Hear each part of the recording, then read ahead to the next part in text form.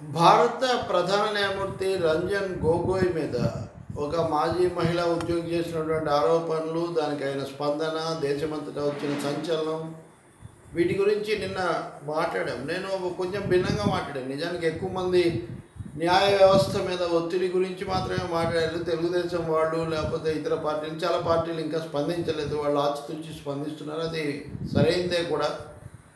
కానీ మొత్తంలో ఒక అనౌచిత్యం ఉంది. తన మీద ఆరోపణలు ఎదుర్కొంటున్న ఒక ప్రధాన న్యాయమూర్తి తనే ఏ విధంగా అక్కడ కూర్చొని అధికారికంగా వ్యాఖ్యలు చేస్తాడు, వాటిని ఖండిస్తూ తను చాలా నిజాయితీపరమైన చాటుకోవడానికి ఆ సందర్భాన్ని ఎలా వాడుకుంటారు, ఇది సమంజసం కాదు అనేది నేను చెప్పినటువంటి ప్రధానమైన మాట. రెండవది, సుప్రీంకోర్టు సెక్రటరీ జనరల్ ప్రధాన న్యాయమూర్తి తరఫున వకాల్తా పుచ్చుకొని వీటిని ఖండిస్తున్నట్టుగా ఆయన ఎలా లేఖ రాస్తాడు? ఇది కూడా ఆయన చేయాల్సిన పని కాదు. అది వ్యక్తిగతంగా రంజన్ గొగోయ్ మాత్రమే చేయాల్సిన పని.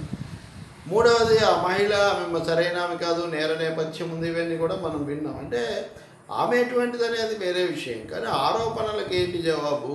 ఆయన దాని మీద చట్ట ప్రకారం, పద్ధతి ప్రకారం అక్కడ జవాబు చెప్పాలి తప్ప దాన్ని ఒక రాజకీయ సమస్యగా చేసి న్యాయ వ్యవస్థ మీద ఒత్తిడి పెరిగిపోతుందని న్యాయ వ్యవస్థ మీద ఒత్తిడికి దీనికి లింక్ పెట్టడం అన్నది అది అంత ఉచితంగా కనిపించలేదు. ఎవరు ఈ పని అంతా చేస్తున్నారు అన్నది కూడా ఒక పెద్ద ప్రశ్నార్థకమైంది. సరే, మోడీ హయాంలో అన్ని వ్యవస్థలు ఒత్తిడికి గురవుతున్నాయి కాబట్టి ఇది కూడా సహజంగా ఆ కోణంలోనే ప్రచారం పొందింది. ప్రతిపక్షాలు కూడా కొన్ని ఆ విధంగానే మాట్లాడి. కానీ తర్వాత వచ్చిన పరిణామాలు చూస్తే మనకు చాలా స్పష్టంగా తెలుస్తూ ఉంది.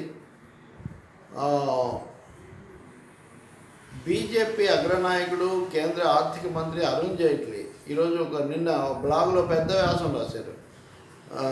ఇది చాలా అన్యాయము, ప్రధాన న్యాయమూర్తి మీద ఇటువంటి ఫిర్యాదులు చేయటం ఏంటి అని చెప్పి. అసలు ఒత్తిడి చేసేదే వాళ్ళైతే మరి వాళ్ళు ఎందుకు సమర్థిస్తూ ముందుకు వచ్చారు అన్నది ఒక పెద్ద ప్రశ్న.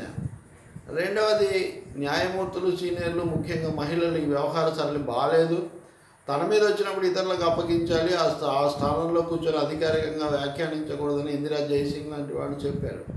ఈరోజు అయితే కనుక supreme court on record advocates association కూడా ప్రధాన న్యాయమూర్తి వ్యవహార సరళి బాగాలేదు అని చెప్పింది. ఈ కేసుకు సంబంధించినంత వరకు మీరు పూర్తి దూరంగా ఉండండి, ప్రొసీజర్ ప్రకారం ఏం జరగాలో అది జరగనివ్వండి అని చెప్పారు. రెండవది, మిమ్మల్ని సమర్థించుకోవడం, తన మీద చేయటం అనేది, ఆరోపణలు చేయటం కూడా, ప్రత్యారోపణలు చేయడం కూడా బాగాలేదు అనేది కూడా వాళ్ళు అభ్యంతరం కూడా వాళ్ళు వెలిబుచ్చారు. మూడో పరిణామం ఏంటంటే, ఉత్సవ్ అనే ఒక న్యాయవాది. ఈయన ఆశారాం బాబు చేతిలో అత్యాచారానికి లేదా గురైనటువంటి ఒక మహిళ తరఫున వాదించినటువంటి న్యాయవాది. ఈయన వచ్చి చెప్పారు కదా, సీజే మీద ఆరోపణ చేస్తే మీకు ₹1,00,00,000 ఇస్తామని నా దగ్గరికి ఎవరో వచ్చారు, నేను వినలేదు, కానీ ఇంత లోపల ఈ ఆరోపణ వచ్చినట్టుగా నేను విన్నాను, దీని మీద అఫిడవిట్ సమర్పిస్తాను, విచారణను ఎదుర్కొంటానని చెప్తున్నాడు. ఆయన దగ్గరికి ఎవరు వచ్చారో మనకు తెలియదు. వీళ్ళే వెళ్ళి ఉండవచ్చు కూడా, వీళ్ళని ఎవరైనా తీసుకువెళ్ళి ఉండవచ్చు కూడా. ఏదేమైనా అవన్నీ దర్యాప్తులో కదా తేలాలి. ఆయన చెప్పినంత మాత్రాన అంత పక్కకు వెళ్ళిపోతుందా? కాబట్టి మిగిలిన వాళ్ళకంటే పైన వాళ్ళకు ఎక్కువ ప్రమాణాలు, ఎక్కువ కొలబద్దలు వర్తిస్తాయన్నది ముఖ్యం. ఇక్కడ తన మీద ఆరోపణలు ఎదుర్కొంటున్న న్యాయమూర్తి తనే దాన్ని గురించి అధికారపూర్వకంగా వ్యాఖ్యానించలేరన్నది కీలకమైనటువంటి అంశం.